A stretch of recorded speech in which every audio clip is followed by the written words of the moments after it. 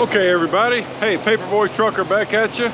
It's Monday morning around 7 a.m. About to hit the road, Independence Day. Hope you're as glad to be here as I am. Just giving you a shot of the load here to remind you what we got. We picked this up last Thursday in Fort Smith. It goes to Jackson, Michigan. I've already gone around the truck and done my inspection. Everything's good, load's still good, tires are good, all the lights are working.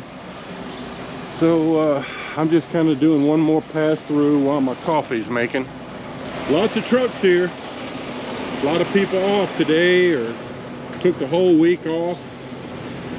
I got two referral students that started training yesterday. Charles from right here in North Little Rock and Jeff from Oklahoma. I hope to catch up to them at some point, but they're probably over there in the training building. As I remember, the first Monday you're in training, they call it Medical Monday, where you kind of go through some of the physical testing and that sort of thing. But I don't know if that's what they're doing. That's just what I remember. All right, so I'm going to try to drive a full day today.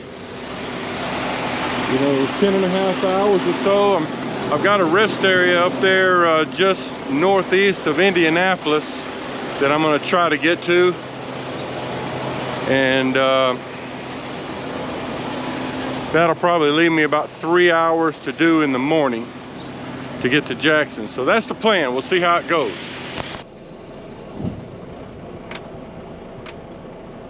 All right, guys. Let's get this week started. This will be a short week for me again. Seems like I've been saying that a lot, but hey, like I said, this is about the only time I take off, other than for a dental appointment or something, is to go to the lake. So I'm supposed to get back. I've got a special request to get home Thursday of this week. Today is Monday, and then I come back out Tuesday morning next week, just to give you an idea. And I had a couple of emails I wanted to talk about while it's fresh on my mind from a video that got posted yesterday. Somebody asked me, I think it was Jim, I may be wrong about that, but he's asking, do we have to wear steel-toed boots? And my answer is, you know, some of our customers and shippers require steel-toed boots as part of our personal protective equipment. Some just require that you wear shoes, you know, like no sandals or flip-flops. So yeah, I have two pair of steel-toed boots on the truck that I use.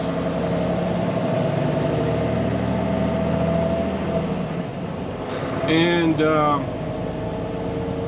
Maverick, you know, if you come to Maverick for your training, they do require you to wear steel-toed boots. So yeah, that's the answer to that.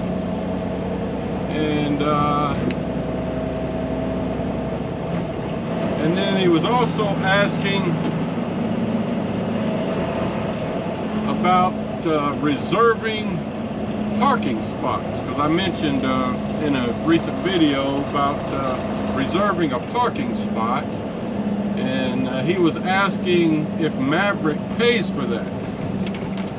So the answer to that is no. Maverick doesn't pay for that, but in a way they do, because when I talk about reserving a parking spot, I'm reserving a spot through Pilot or Flying J, right? And I'm using my reward points to pay for the parking spot. You know, usually they charge $12 to $15, you know, to reserve a parking spot for a day. And I always use my reward points.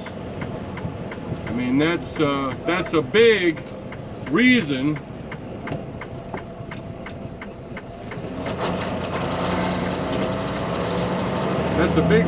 why I use primarily Pilot and Flying J. I mean, I also use Loves occasionally, but primarily I use Pilot, Flying J because of the ability to reserve parking spots. Loves does not offer that service. And so we get those reward points, and when you get, even before, well, I think I got signed up for my rewards accounts for Loves and Pilot while I was out on my trainer truck. You know, you just get a card, get the app on your phone, and you know, you earn rewards points for every gallon of fuel you purchase or money you spend at the store. But in my case, you know, Maverick is paying for the fuel, so they're paying for the fuel, but I'm getting the rewards points on my account. So that's how that works, you know, like, you know, some guys use those reward points for food. I'll use them to buy, occasionally I'll buy a safety shirt, you know, a PPE shirt, or gloves, like about once a month or so. I have to buy me a little 3-pack of gloves. You know, I usually get those at the Pilot store. Use my points. Like right now, I've got over $300 saved up on my account. I've even used those points before to buy a CB. So, you know, that's a great little benefit there. But yeah, Maverick pays for the fuel to build up the points, but I get the points. So that's how that works. All right, well, looks like we're headed into a little bit of fog down the road.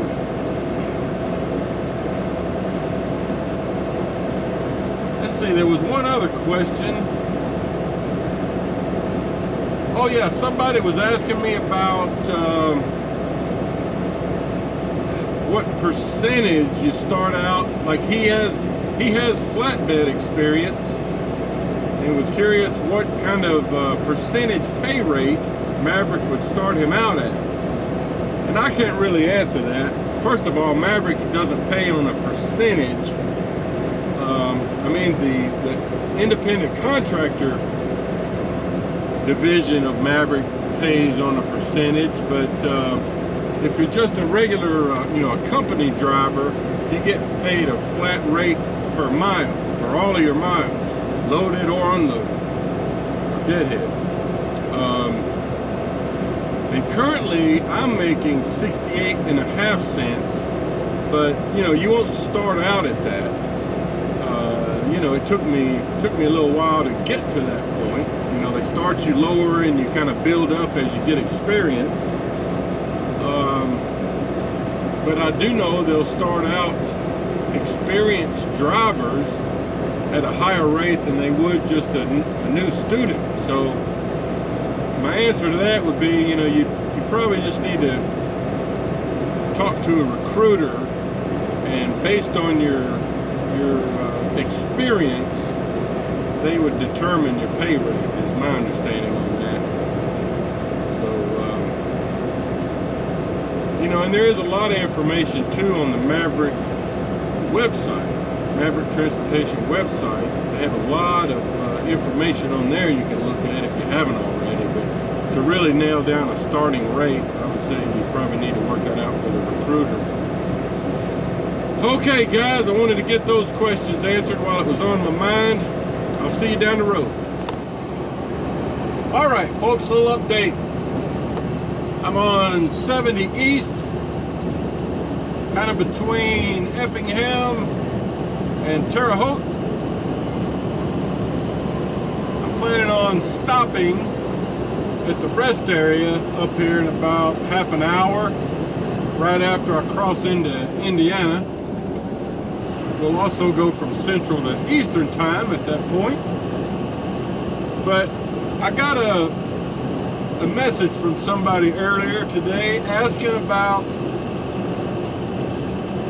what our Maverick trucks are, you know, what speed limit do we top out at? That's a good question. I hadn't talked about that in a long time. So the answer to that is, you know, Maverick governs our trucks at a maximum of 65 miles per hour. And most of the time, like right now, you know, I'm just set on cruise, and I'm at 65 miles an hour. But we do have this function called Smart Pass that will allow us to go up to 70 miles an hour for up to 60 minutes. And you know, I'm not real sure about this. It may even be more than that. I don't really bother using it that much. But we get to go at least 60 minutes per 8 hours period at 70 miles per hour.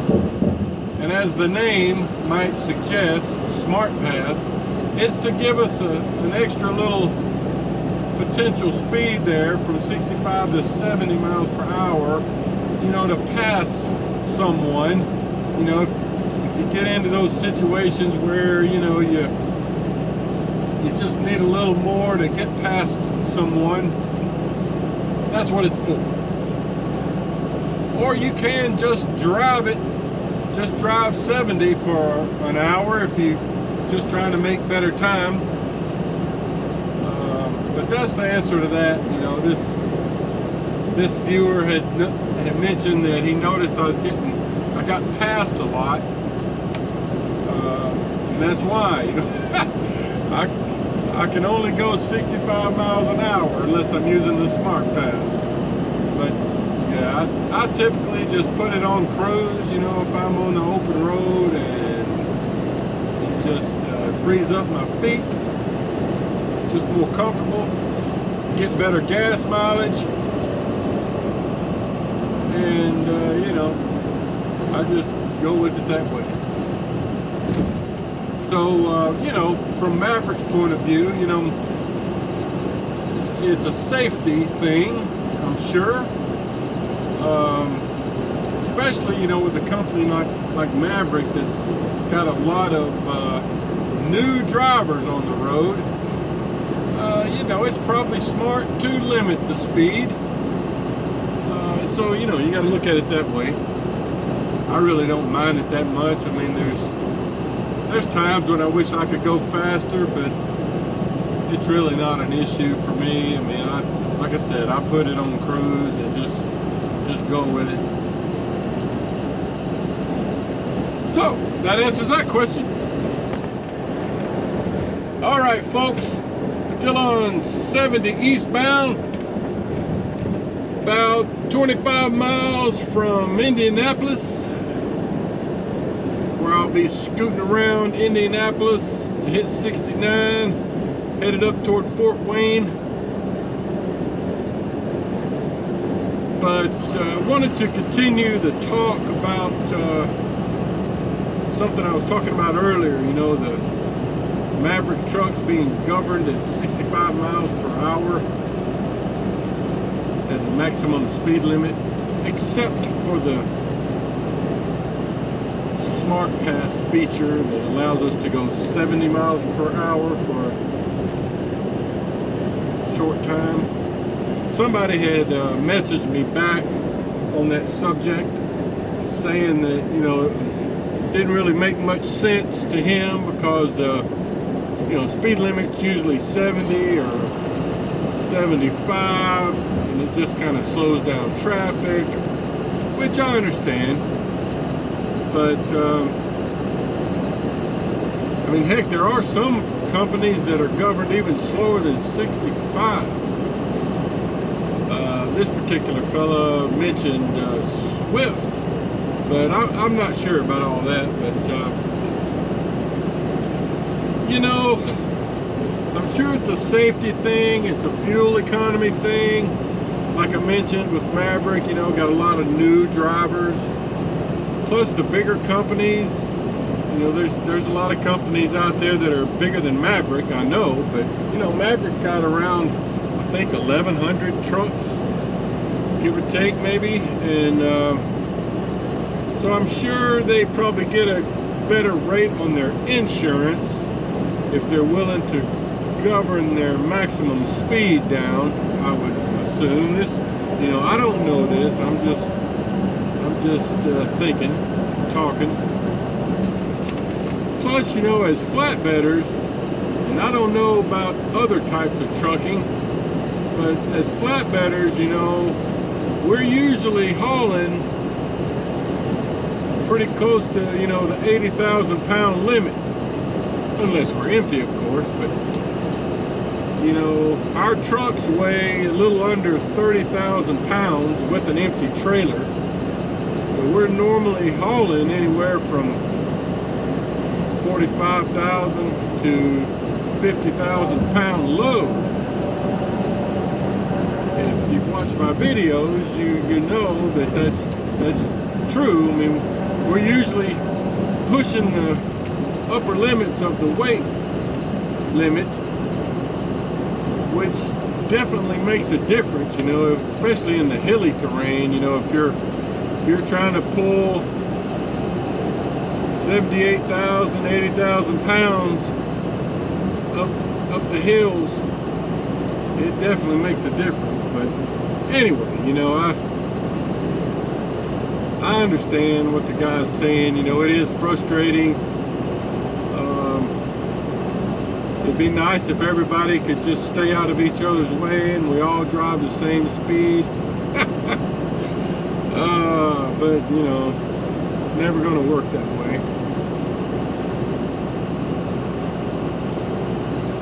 So, all right, well, just had a couple of more thoughts on that subject. All right, see you down the road. All right, people, I just want to tell you, this is about the easiest trip around Indianapolis I've ever done. Because today is July the 4th, Monday. It's about 6:40 p.m. Normally it would be super packed, kind of a miserable trip around Indianapolis, because you know they've got 65 and 70 closed going through Indianapolis, so you have to go around on 465. But today, being the holiday, it was not bad at all. Of course, you know the speed limit around Indianapolis is 55, I think, the whole way around. So, of course, nobody goes 55. But I just wanted to mention that. But yeah, man, the traffic, holiday traffic, made a huge difference. A lot of road construction too, as you can see. So I've got maybe an hour more until I get to, there's a big nice rest area up there, you know, between here and Fort Wayne, that I like to stop at. I've got enough time to get there. You know, I've learned that it's a good destination when I'm on this trip from North Little Rock to that rest area. It's pretty much, you know, like a 10.5-hour drive, so it works out really good. All right. Okay, folks. Well, we're about to put an end to this run today.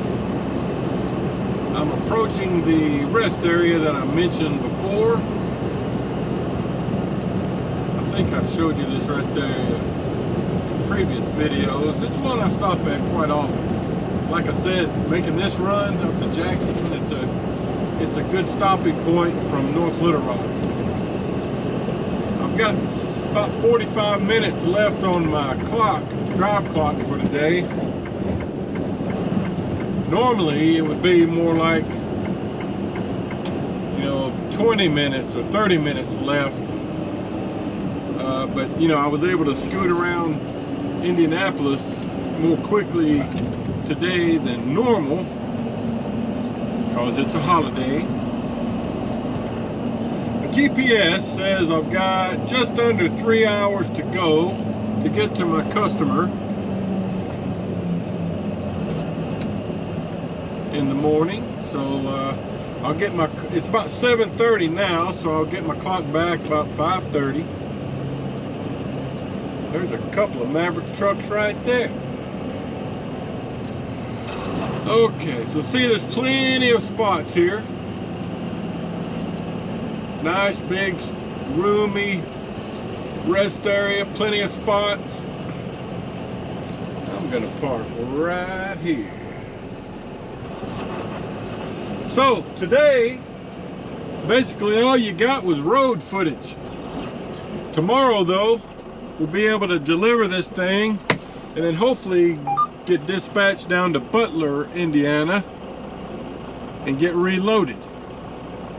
So we'll see how it goes. More tomorrow. All right, folks, still on 70 eastbound.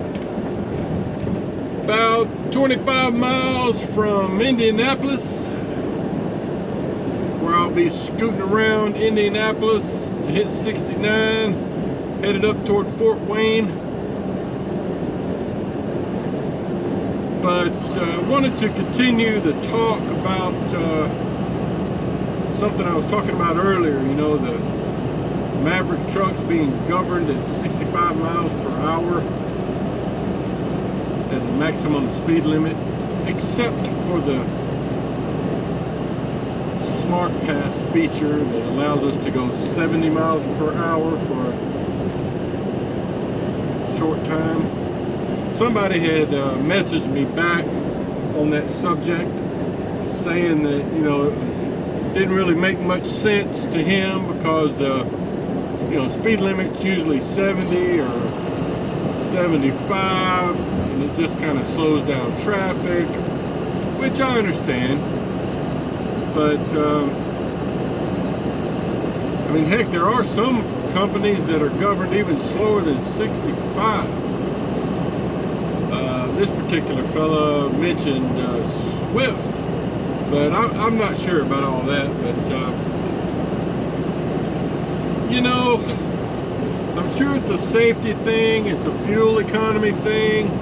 Like I mentioned with Maverick, got a lot of new drivers. Plus the bigger companies, there's a lot of companies out there that are bigger than Maverick, I know, but Maverick's got around, I think, 1,100 trucks, give or take maybe, and so I'm sure they probably get a better rate on their insurance if they're willing to govern their maximum speed down. I would assume this, I don't know this, I'm just thinking, talking. Plus, as flatbedders, and I don't know about other types of trucking, but as flatbedders, we're usually hauling pretty close to, the 80,000 pound limit, unless we're empty, of course. But our trucks weigh a little under 30,000 pounds with an empty trailer. So we're normally hauling anywhere from 45,000 to 50,000 pound load. If you've watched my videos, you know that that's true. I mean, we're usually pushing the upper limits of the weight limit, which definitely makes a difference, especially in the hilly terrain. If you're trying to pull 78,000, 80,000 pounds up the hills, it definitely makes a difference. But anyway, I I understand what the guy's saying. You know, it is frustrating. It'd be nice if everybody could just stay out of each other's way and we all drive the same speed. But you know, it's never going to work that way.